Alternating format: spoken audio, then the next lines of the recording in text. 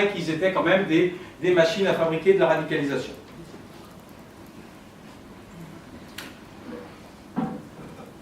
Qu'est-ce qui va se passer à partir de janvier ou de décembre 2010 ou de janvier 2011?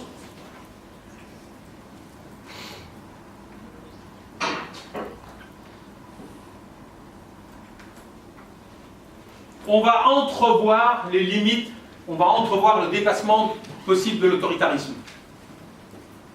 On le sait, ça ne va pas être simple. Je vais peut-être dire quand même les deux limites discursives des propositions que je vous ferai ce soir. Je vous dirai, pour sortir des printemps arabes, il y a deux portes de sortie. Il y a Tunis, ou bien il y a Mossoul. Mossoul, c'est encore pire que l'Égypte. Oui, on pourrait dire l'Égypte, bien sûr. On pourrait dire Tunis ou l'Égypte. Moi, je vais plus loin. L'affrontement, mais Mossoul et l'Égypte, c'est un peu la même chose. C'est-à-dire que nous avons l'affrontement de deux extrémismes, les éradicateurs contre les djihadistes, ou bien nous avons une formule plus complexe. Elle n'est pas parfaite. Plus complexe, plus inclusive, plus exigeante, qui est celle que nous voyons à l'œuvre dans la situation tunisienne. Quelle était la posture, quel était le statut des islamistes avant les printemps arabes dans le cadre de la formule politique arabe telle que je l'ai décrite?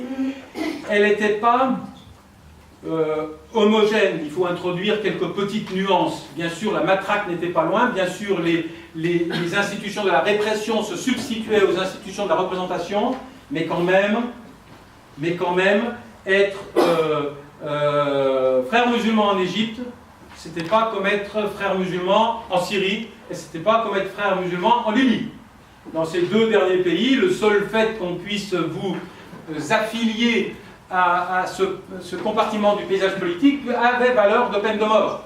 D'accord? En Égypte, au Maroc, en Algérie, c'était plus complexe, c'était plus subtil. Il y avait des espaces de négociation. Il y avait un tout petit espace frelaté, limité, cosmétique du politique. Mais il y avait quand même une petite différence. En Jordanie, au Koweït, donc le paysage n'était pas monolithique. À un extrême, je dirais, il y avait la Libye, la Syrie, où la seule appartenance au mouvement pouvait valoir une condamnation à la peine de mort. Donc en Égypte, en Jordanie, au Maroc, le système tolérait la présence des islamistes et parfois il l'encourageait pour l'instrumentaliser, puisque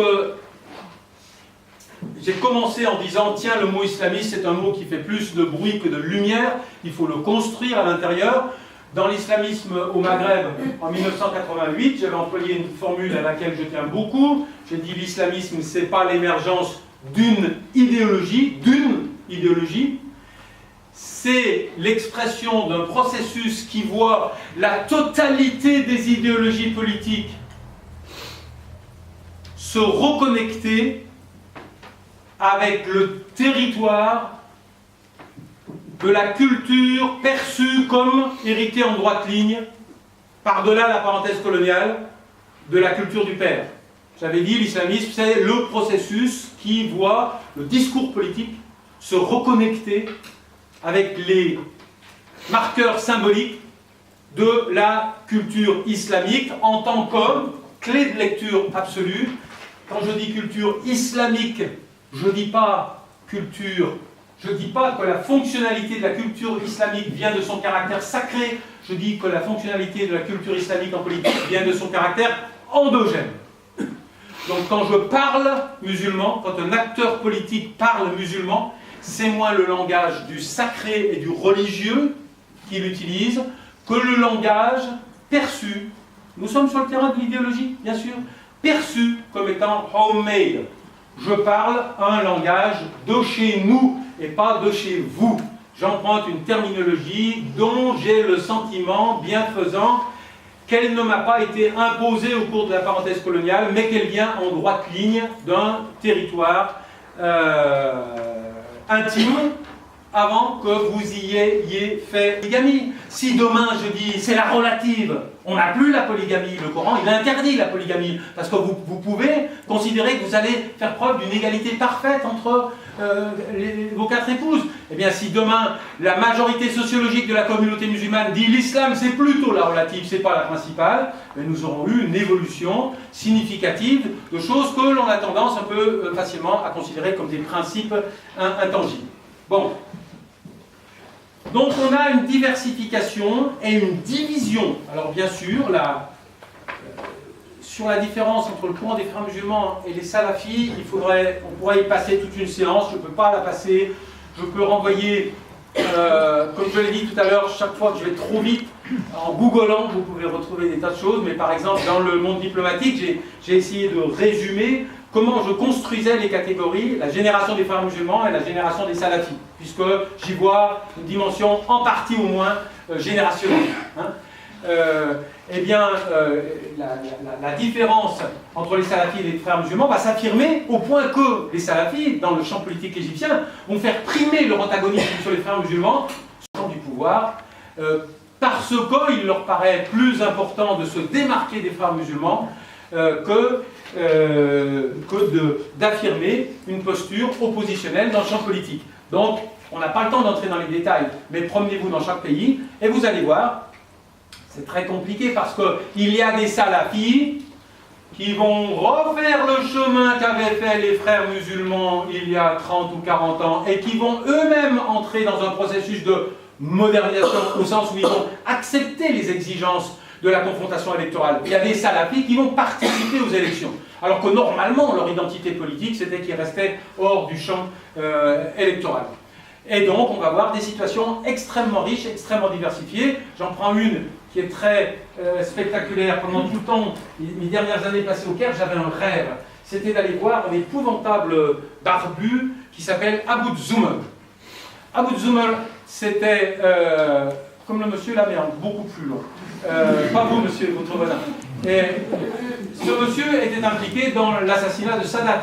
C'était un des rares officiers qui a survécu, sans doute parce qu'il était d'une famille d'officiers. C'était mon voisin, il habitait pas très loin à Maradi, tout ça, avec Zawahiri, qui a survécu à l'accusation de participation à l'assassinat de Sadat en 1981. Eh bien, Abu Zumar, pendant le printemps égyptien, il a dit ben moi le djihadiste, moi le salafi, eh ben je vais fonder un parti politique. J'attends, il a refusé de s'évader avant qu'on vienne ouvrir sa cellule, et il a dit moi je vais fonder un parti politique. Pourquoi vous avez fondé un parti politique? Parce que les institutions égyptiennes sont redevenues crédibles. Avant, ça ne faisait pas sens de faire de la politique, puisqu'on savait que tout était plombé, tout était vicié. Donc on a les printemps arabes ont structurellement affaibli le capital de mobilisation des radicaux dans le paysage politique arabe. Parce qu'ils rendaient moins légitime le recours au raccourci de l'action directe dès lors que nous avions des institutions qui étaient fonctionnelles, qui étaient crédibles. Mais bon, il faudrait entrer dans des tas de nuances, mais gardez présent à l'esprit que les printemps arabes, dans un premier temps, ont donné lieu à un processus de diversification et donc de conflit entre les nuances des courants islamistes. Après, bien sûr, alors plus que jamais, le mot islamisme ne voulait rien dire, puisqu'il recouvrait, bon, il y a très longtemps, on disait, l'islamisme, ça va à l'époque on disait Erbakan et non pas Erdogan, ça va d'Erbakan au Taliban. Hein. C'était la même idée. C'était l'idée que l'usage en politique du lexique musulman peut légitimer des attitudes, des comportements d'une grande diversité. Et bien là, on en a l'explicitation spectaculaire avec la multiplication des postures. Il y a des zones d'ombre, dans mon raisonnement. Il y a quand même des gens qui vont refuser l'ouverture politique, qui ne vont pas lui accorder de crédibilité et qui vont rester dans la posture de l'action directe. Hein, on en a un petit compartiment en Égypte, mais on en a, pour moi, c'est le plus grand mystère. C'est ce que je suis moins arrivé à comprendre. Pourquoi en Tunisie, on a eu très vite une fraction du paysage politique qui est restée sur une logique de confrontation. Alors il faut se méfier, des fois, les commandos djihadistes, ils sont tellement utiles pour le régime que le régime ne résiste pas à l'option de faciliter. On le verra ça, on le verra à très nombreuses reprises. Mais là, je dois reconnaître, après enquête, après avoir discuté, non, l'hypothèse de l'implication des régimes dans la permanence des fractions radicales est importante, mais il ne faut pas la surjouer. Il ne faut pas la surjouer. On dira tout à l'heure, oui, Bachar a tout fait pour que Daesh émerge. Mais une fois qu'on a dit ça, il faut quand même admettre que dans les replis du conflit irakien était bien de toute façon en train de naître une frange extrêmement radicale qui voulait un langage de rupture et qui est entrée en connexion avec le conflit syrien. Donc il faut garder tout le temps les deux extrémités du raisonnement. Les régimes ont besoin des radicaux, ils n'en ont pas peur, ils en ont besoin. Ça fait partie, c'est leur rhétorique légitimante la plus absolue. Tous les chefs d'État arabes ont dit c'est ou moi ou Al-Qaïda. Bien sûr, Zine al-Abidine Ben Ali, mais Kadhafi l'a dit de la même façon, Moubarak l'a dit de la même façon, Bachar l'a dit de la même façon, ils l'ont tous dit. Si c'est pas moi, ça sera la frange extrême. Et bien sûr, ceux qui leur font peur, ce sont les modérés. Ils ont peur des modérés, ils ont besoin des radicaux militarisés. Les islamistes, ils sont arrivés au pouvoir dans au moins deux configurations. Alors évidemment, on prend des tas de raccourcis. Peut-être qu'on aura le temps de parler de la Libye. Qu'est-ce qui s'est passé dans les élections libyennes? Pourquoi bon, juste peut-être une petite parenthèse. Le monde arabe avait des frontières mal dessinées par les puissances d'occupation coloniale et le lien national était maintenu par le ciment de l'autoritarisme beaucoup plus que par une culture citoyenne. Ça, c'est un dénominateur commun. D'accord? Quand le lien autoritaire qui tenait ensemble des populations réunies sur un territoire dessiné n'importe comment, parce que, merde, je suis kurde, tous les autres, ils ont une nation, pas moi, et je suis touareg, n'aurais-je pas été oublié dans les mécanismes de la décolonisation? Lorsque le lien imposé par l'autoritarisme, dans le cadre de frontières tracées n'importe comment, va se distendre, si je ne suis plus syrien, qui suis-je?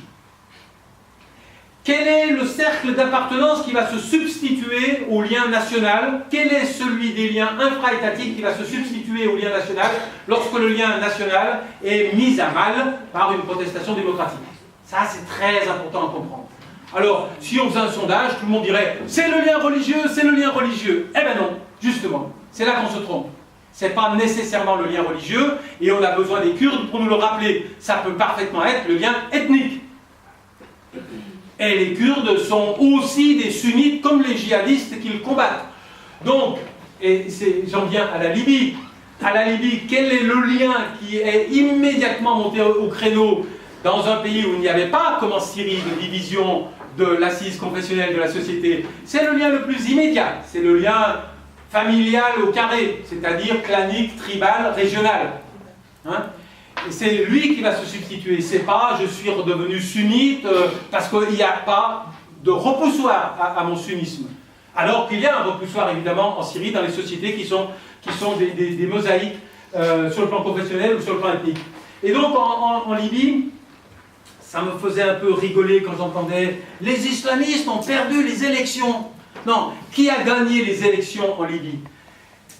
La Libye a eu dans un premier temps, je dirais, un vote pré-moderne. Les gens ont voté pour le mec qu'ils connaissaient. On a vraiment un triomphe du lien local, clanique, régional, sur le lien idéologique. Et ça, c'est très intéressant à constater. Et l'instrument qui faisait une lecture idéologique, les islamistes contre les laïcs, ce logiciel que nous ne parvenons pas à dépasser depuis la rive nord de la Méditerranée quand nous interprétons les partitions du Sud, et qui n'est pas toujours fonctionnel, ce logiciel était particulièrement peu fonctionnel. Ils sont arrivés au pouvoir, ces chers islamistes.